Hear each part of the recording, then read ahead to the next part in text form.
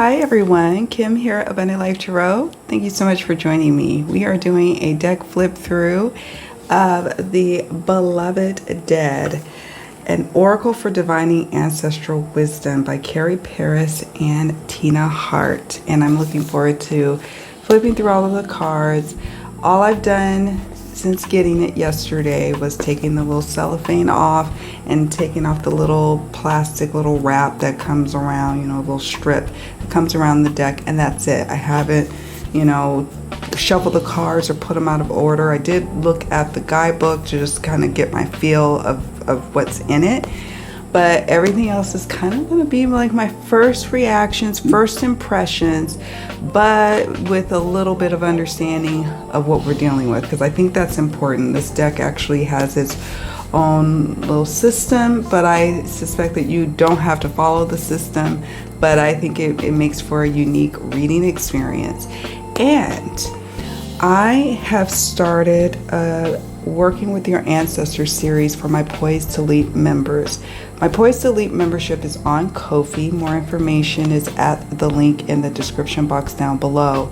And we meet up at least 3 times a month as a group, and I also have one-on-ones with folks at my higher tiers. But we meet up as a group, and right now, an ongoing series that we just kicked off on October 8th, 2023 is Working with Our Ancestors, and we got together and had an amazing Zoom call discussing some important themes that we'll be further exploring as we go through this series together, as we go through this workshop series together. So this deck came right on time, and I'm looking forward to flipping through with you all today.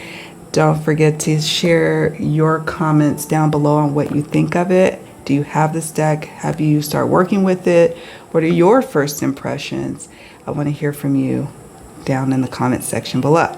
So without further ado, let's flip the screen, our camera angle, and get right into this flip through. We have the box, nice and sturdy, magnetic closure, all right, and it's published by Weiser Books. This is an 82 card deck and a 144 page full color guidebook. All right, so here is the box. You open it up, see the book fits nice in the box, nice and snug. One of my favorite colors right here. And the ribbon just lifts the book right out. And the cards fit nice and snug. So nice. And then since we're looking at just the overall quality and construction of the deck, it is that shiny gold gilding. Okay, that may or may not be in your taste, but I don't mind it. I hope it holds up well over time with use, but if it doesn't, I don't really care. Like, I'm not one of those people anymore that's like, oh, some of my more expensive decks I do try to be gentle on, but this is mass market, and we'll see how it goes. All right, and in terms of size, let me see. It's a little bit bigger than, I'll pull in a moment.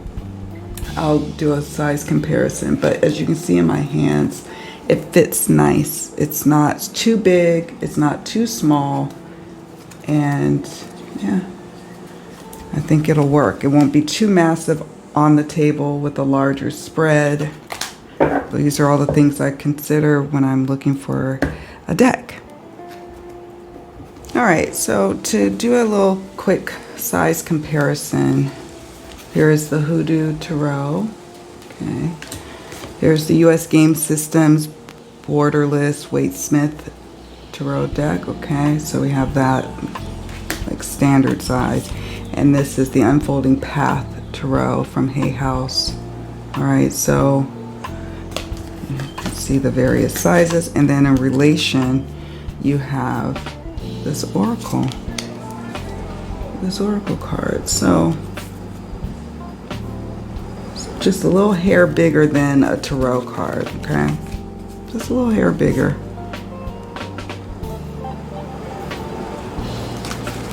I like the size. I think this works. I do. And here's the guidebook. So it's a nice read, and I think it's important to go through the guidebook in this deck and to not be afraid to reference it when you're doing readings, even months after owning it. I think it's one of these types of decks and guidebooks that you also glean a lot of wisdom from what's written in these pages. And so there are some decks that you work with where you want to, read the book, get all the knowledge, and then put the book away and then work with the deck without consulting the guidebook. And then there's others that invite you to work with it, journal with what comes up in the cards, meditate on it, let it sit and marinate. And so this is that type of guidebook, in my opinion, from what I've gone through and looked through in this book. It's a great little book, and it's decent number of pages that you can really explore each card. So let's just look at what is offered. You have your table of contents here. Welcome to the beloved dead. This is beautiful. It says, why do I think, act, feel, and behave a certain way? What's my most authentic choice? What's blocking my way? Am I using this gift of life well? Who am I? Why am I here? And this deck is here to help answer that, right? So she gives a section on how to begin working with the cards. And then we have here, hold on. Where's that section? Start with the Spirit Throne. Okay, so this card is one of these extra cards that have some significance according to the deck creator. And it's an invitation for a conversation. So you're opening up the channels to your ancestors, to the spirits on the other side. Spirit Throne, right? You're connecting and affirming, this says. So it's an invitation for conversation, connecting and affirming, and calling all angels. So before doing any divining work, you're opening it up. Put that there, right? Okay. And as I go through the cards, I'll go through the different sections of the guidebook so you can get a feel for it. And yeah, why don't we go ahead and get right to that? Okay, so this deck is divided up here. We have two suits, if you will. We have the Acts of Love cards. There are 10 of them here. 69 of the main cards, like the Beloved Dead, Oracle cards, themes, or archetypal energies.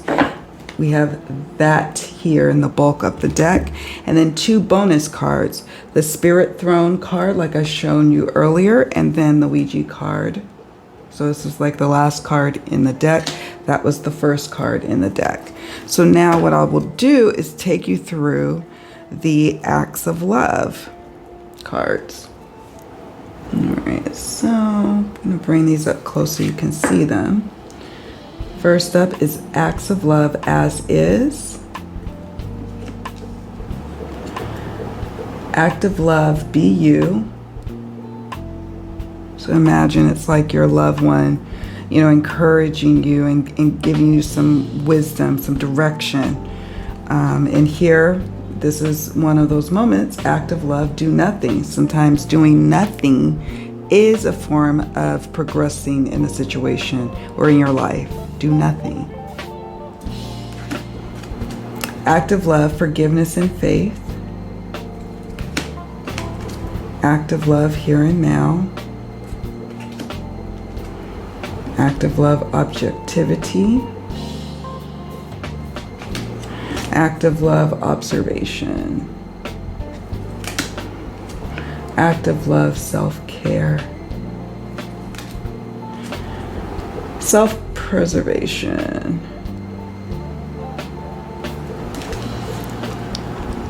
Act of love, yes or no? And if we look in the guidebook, it is divided up here so you can easily get to these cards. What I also appreciate about the guidebook is it gives you different spreads in the back, which is awesome. You have different spreads, and she even has a handy chatting with the dead checklist. There's a lot here, and she even goes into how to work with the different suits in bonus cards, if you will. She gives you suggestions, but from what I gather, you also could just mix all the cards together and whatever pops up, right? Or maybe you keep the Spirit Throne and Ouija. Maybe you mix up the Ouija card in the main deck and keep the Spirit Throne on top. So, you know, you find your special way of working with it. But I like that she does explain what she envisioned on how to work with this deck. So here is the Acts of Love section in the guidebook. Love the colored images. And, you know, yeah, you have here as is. There's a section here.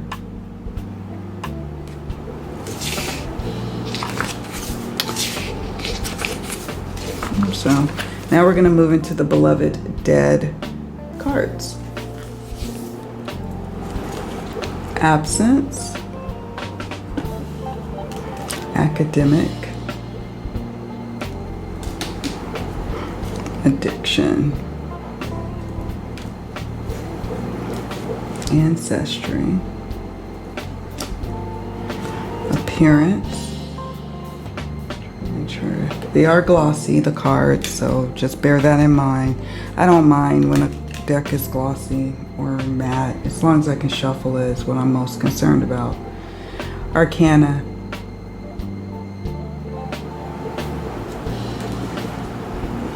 Attention.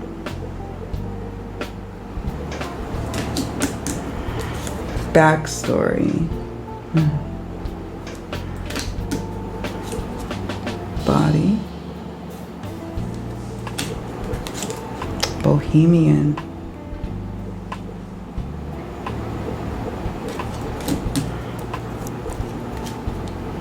Change.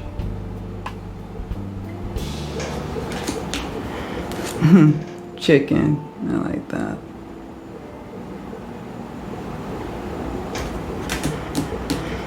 Communication. Compass. Competition. Conflict. I like the wings on each of the persons, denoting their ancestral, spirit, spirit essence, if you will. I love that. Conscientious. Can't say it. Creativity. Maybe not to get the glare. Defense.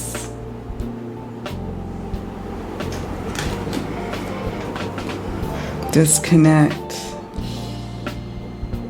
It's an interesting depiction of disconnect. I guess their backs are turned to us, so that's a form of disconnecting to someone. It's interesting. Maybe that's saying, like, if it came up in a reading, there is a disconnect. Maybe the ancestors don't want to speak on something at the moment, right? Or maybe it's you who turned your back on ancestral wisdom, or, delving deeper into, the secrets of the family tree and really exploring with your ancestors. Maybe you've been denying that. There's a disconnect on either side, right? It's interesting.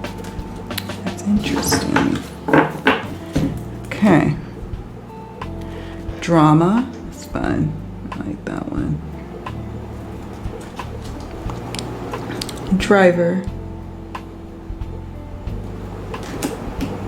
Entertainment. Oh, that's an interesting one. Evermore.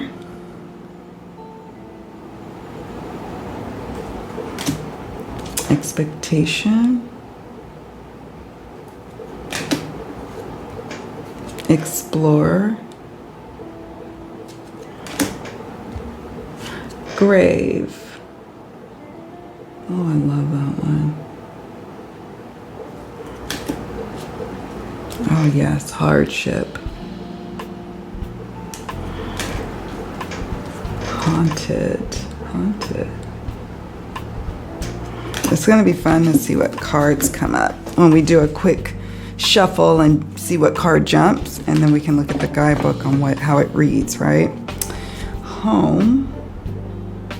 I'm dying to hear, like, I want to get into what the guidebook says, but I want to take us through all the cards. Hospitality.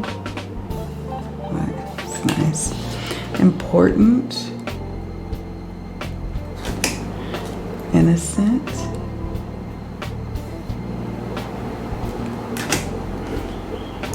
Invisible. That's an interesting one. The invisible ancestor. Justice. Okay.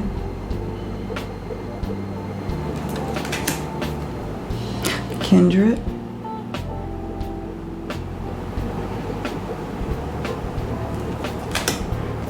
Labor.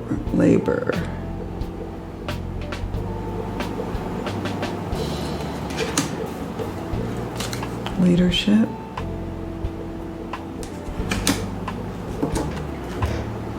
Limelight.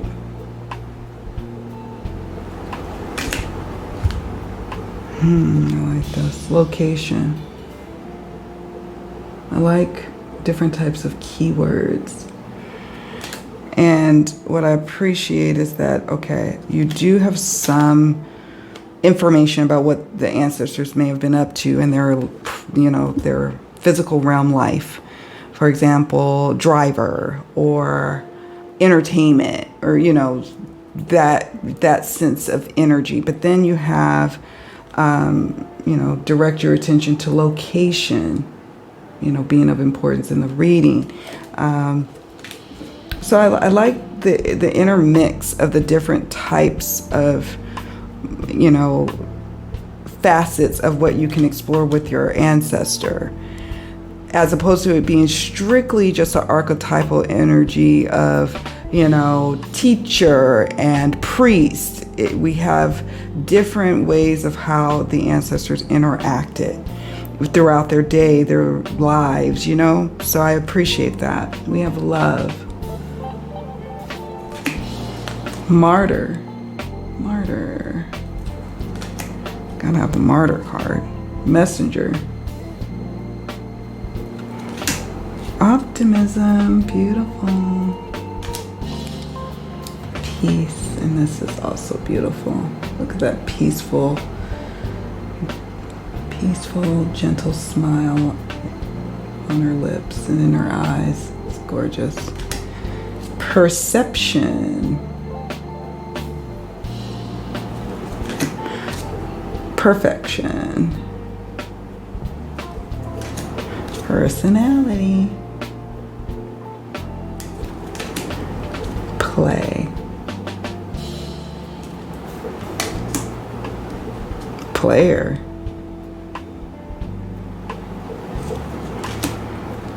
Privilege. I could see the story that this deck could help unfold in a reading. Promise. Prophecy.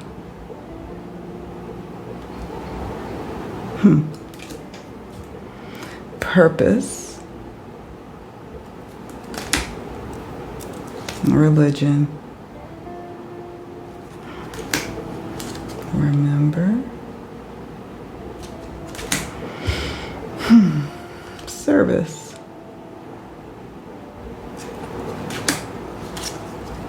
Shine. beautiful.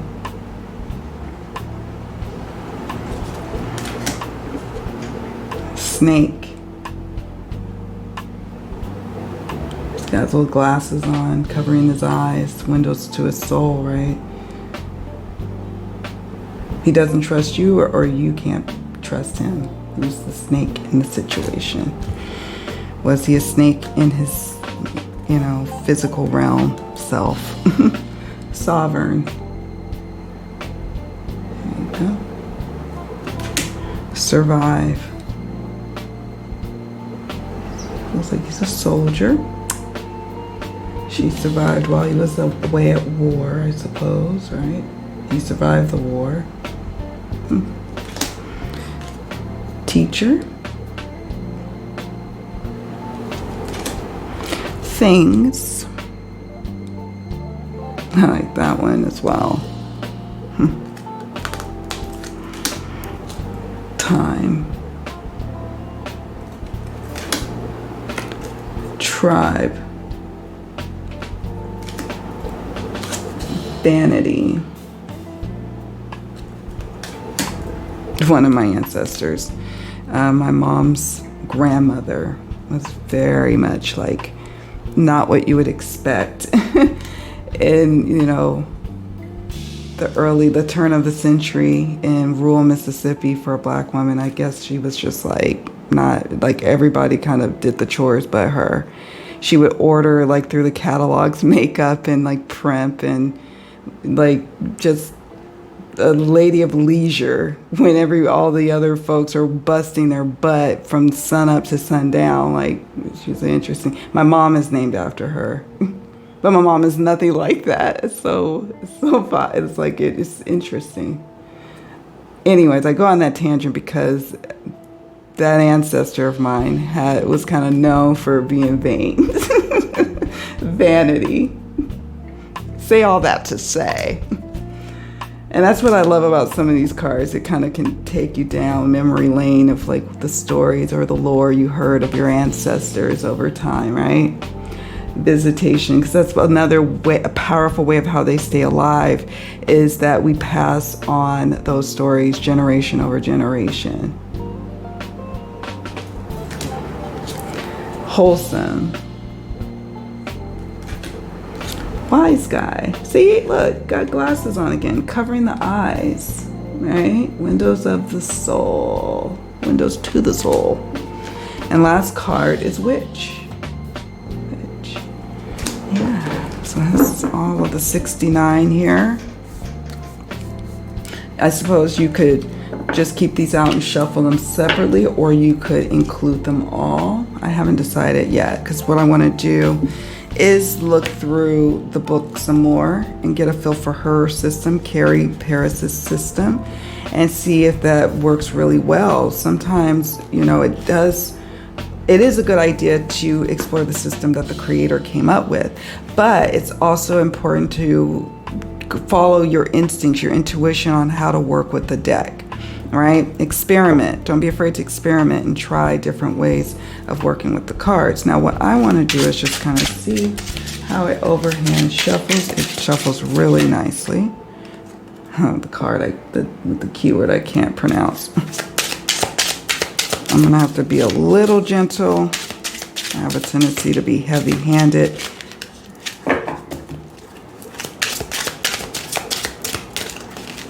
I want to see how it riffle shuffles. I'm going to break it up into mini sections. Okay, nice. I usually break up my decks in half and then smaller sections, and then attempt to riffle shuffle. Especially if I've never riffle shuffled a deck before, I want to make sure I don't go bending up the cards trying to do that. So I do smaller sections.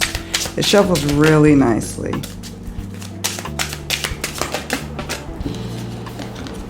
Does. Okay.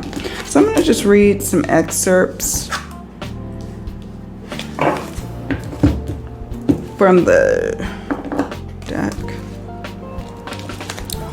Hold on one sec. I forgot to see if we can get an Acts of Love. One card.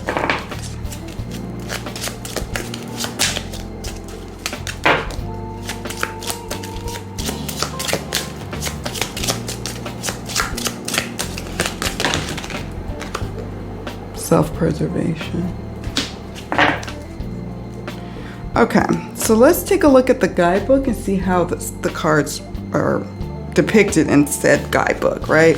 So the Beloved Dead cards, we're going to go to C, conscientious, obedient and dutiful. The conscientious do what they're told. They're kind and loved by children, mice, and birds. Interesting. They're practical and methodical, often jettisoning their own fun and adventure to keep others afloat. They take an immense amount of pride in a job well done. Inexhaustible when working, they are always willing to go the extra mile and do it all by themselves. They find extra gears of energy that surprise even them. They're loyal, reliable, and trustworthy because the conscientious are list makers, T-crossers, and I-dotters, sometimes even with a heart. This card represents an individual who's a model citizen, neighbor, employee, spouse, offspring, or friend. Yet, without boundaries or reasonable self-expectations, they can also make excellent doormats. Cinderella at the hands of her rude and twisted stepmother and sisters. Oh, I love that. The Beloved Dead of conscientious brings an awareness to a generational agenda of obligation and pleasing, and self-punishing demands of having to be extraordinary to be ordinary. That said, when in balance, this is also a card that favors a vocation that requires meticulous attention to detail and an ability to push the envelope and beat the odds to achieve that which is above and beyond. Isn't that amazing? Wow. I am blown away by the guidebook message for this card. Okay, so I'm only going to read excerpts from the cards going forward, but just to give you a full kind of reading, if you will, from the guidebook, you can see what you get. Absence, and this is even more chunkier than what was on the other card.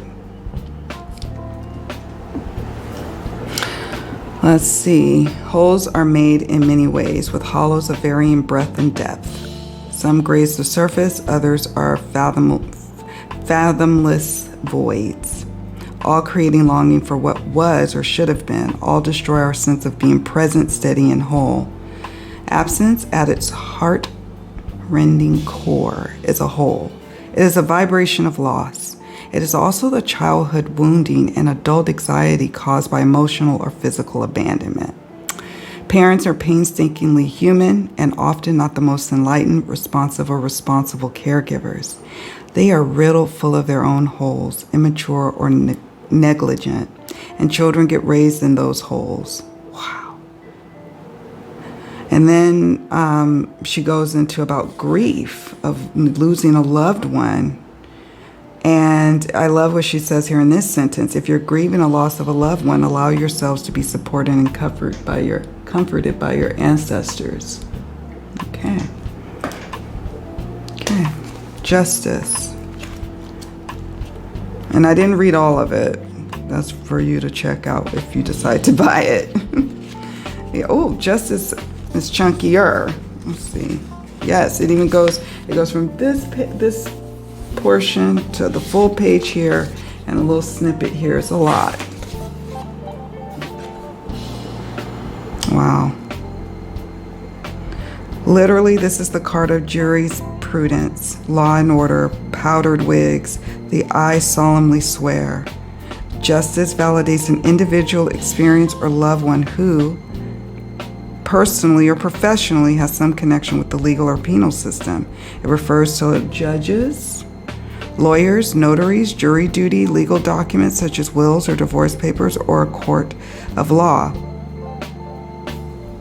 It can extend to a correctional institution, policing and detention centers, or jail. Wow, that's interesting. On an energetic level, justice resonates with the laws of cause and effect and the importance of making choices from a place of alignment, truth, and sound judgment. If you receive this card, take your heart off your sleeve and shove it back where it belongs, just behind and left of the sternum. You're going to need awareness, clarity, as well as integrity, because decisions made at this time will have long-term consequences. Justice doesn't want you to sell yourself short. If you're hearing an embittered echo from the past saying life isn't fair, Justice asks, how is this old narrative affecting your trust of others, self, or belief in the potential of positive outcomes? And it also could be like, this is me talking, it could be like a call for bringing about some sense of karmic healing, right? In this time and space continuum that you find yourself in the physical realm is an opportunity to help your bloodline heal something or restore some sort of justice for it, So it's like this awareness with justice, seeing things clearly, weighing things, and acting accordingly. And that ties in with the active love self-preservation card. And then we have Witch. She has several spreads in here, by the way, and good information. And the Samhain blessing for the Ouija board card back there, right there. Well, here's the Witch card, another chunky bit of expression here. You were always different from the other kids in ways you couldn't quite articulate. Perhaps you came from a long line of peculiar, or you were one of a kind, always on the outside, scrying in. Others tried to be normal, safely identifying as cool, athletic, dramatic, academic, or nerdy. You, on the other hand, found sanctuary in the raging thunderstorm, feeling the most alive around Gothic arches, trees, not people, and soft moonlight flooding through your window panes. Beloved by animals, wildlife, and spirits, you're summoned to the natural and uncanny. You're a witch. And then she goes into much further detail. Much further. Beautiful writing. Beautiful writing. All right, active love. Self-preservation. It's probably back here. And so I'm leaning towards just shuffling all of these cards because it is a little more difficult to shuffle just 10. It's not impossible, and you could just take a card from the top. But I think I'm going to shuffle these in the rest of the cards and have this at the bottom, the Ouija card, and then the Spirit Throne on top. But it says here, the beloved dead of self-preservation arrives when your experience of existence has shifted from a happy, carefree place into a heightened state of endurance. If you're groaning under the weight of too much of something or someone, it's time to reacquaint yourself with your own motivations for having taken on this role, and then prepare to exit stage left. And I needed to see this message in particular. I did. I needed to see it. There's something it's speaking to me about. Actually, this whole spread is speaking to me about. It's already doing wonders. I'm really excited about getting into this here deck. All right, so we flipped through the cards. We've shuffled them. We've explored the guidebook at a glance. What do you think? Give me your thoughts. Share in the comment section down below. Do you plan on getting this deck? Why or why not? Do you have the deck? Have you been working with it? What has been your impressions of it? How do you plan to work with it? Do you do ancestor readings for yourself or for others? What does that look like in terms of a reading session? Share in the comments. And we learn and grow in tarot together. So I always like to hear from you on what you think of a deck. Do you think you will get much use, or will it be a specialized deck? Will I just love to hear how you all work with new decks that arrive on the scene. So I know this one, just so you all know, I believe it was a part of I don't know if it was Kickstarter, but when the deck was indie, it was like the sister deck to the Relative Tarot. And I think if you backed that project, you can have the option of having the Tarot and Oracle. The Relative Tarot is now mass market. I do not own that deck. I forgot to add all of this at the beginning of the video, but if you made it this far, know that there is, I think, indie versions, and this was the companion deck to the Relative Tarot. Now they're both mass market produced through Weiser Books, which I did mention at the beginning of the video. I feel like I could just get along just fine with the mass market. I'm not feeling a need to search out the indie version. And I am still kicking around the idea of getting the Relative Tarot. I have some decks that kind of fit the bill for me in terms of that type of art style. But who knows? I'll keep an open mind. It's on my wish list, but it's not at the top of the wish list. You know what I'm saying? All right, my friends, thank you so much for watching. On your way out, please do me a favor. Hit the like button and subscribe to the channel. And yeah, I'll see you all around in the next one. Bye for now.